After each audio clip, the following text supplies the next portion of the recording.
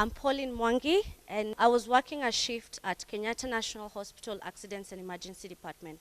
So I noticed I was booking in over 5 or 10 children coming in with burns. So it just got me curious, and I asked one of the mothers, how did the baby get burned? So the response that they gave me the insight that these parents have not yet been taught about preventive care for burns victims and care if, in case burns happen, what kind of first aid should you give your baby?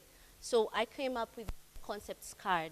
So SCARD and Washeke are going to help educate women in Kenya about preventive ways to help eradicate burns victims in children. And in case a burn appears or occurs, exactly what are you meant to do? Proper health care. Thank you. So who is my target market? I'm looking for domestic workers. So if you're a mom and you have a domestic worker, you can bring them for the training. I'm looking for mothers and fathers and also children who've been burnt or something. So in this audience, what am I looking for? I'm looking for strategic partners, people who can come on board and help me come up with a curriculum, the concept delivery, and if it's going to go to national level, how are we going to incorporate the county level medical clinics, medical centers? Can we have medical camps?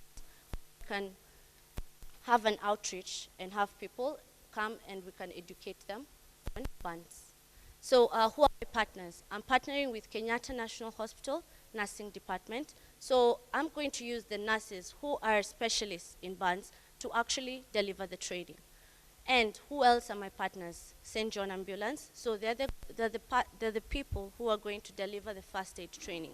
And the next level is going to be counseling and rehabilitation. So how are we going to do the rehabilitation of children who are scarred?